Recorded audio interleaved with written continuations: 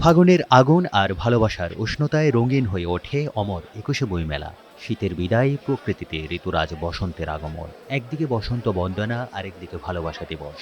এই দুয়ের মিশেলে বর্ণিল রূপ নিয়েছে শুক্রবারের বইমেলা। তরুণীদের মাথায় টায়রা, এক হাতে গাঁদা ফুলের মালা, বইমেলায় ছড়াচ্ছে ভালোবাসার রং। ফুল ফুটেছে খোপায় খোপায়, রং ছড়াচ্ছে শাড়ির আঁচল আর পাঞ্জাবিতে। সেই রঙে রঙিন বইমেলা। ভালোবাসার লাল রং ও দাপট দেখাচ্ছে বেশ। বিশ্ব ভালোবাসা দিবস ও পহেলা ফাল্গুনে পুরো বইমেলা জুড়েই এমন চিত্র। অনেকের হাতে লাল গোলাপ, গায়ে লাল জামা। তরুণদের লাল পাঞ্জাবি, লাল শাড়ি বা জামার সঙ্গে তরুণীদের কপালে লাল টিপ।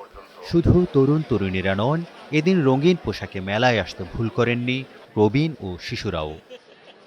এদিন বইমেলায় তৈরি হয় ভিন্ন আমেজ। সূর্য পশ্চিম আকাশে লাল আভা ছড়ানোর আগেই সোহরাওয়ার্দী উদ্যান রঙিন হয়ে ওঠে।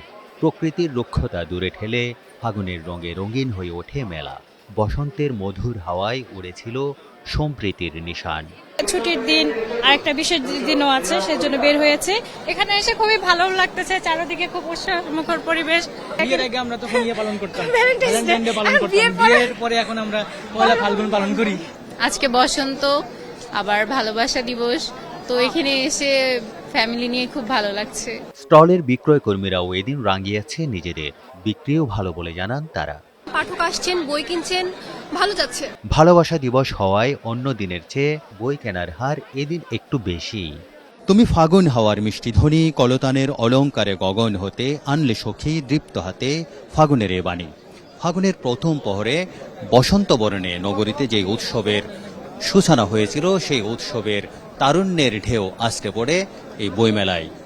ভালোবাসার দিনে ঋতুরাজের আগমনে এই বইমেলা যেন নতুন করে প্রাণ ফিরে পেয়েছে। তারেক শিকদার, বৈশাখী সংবাদ, ঢাকা।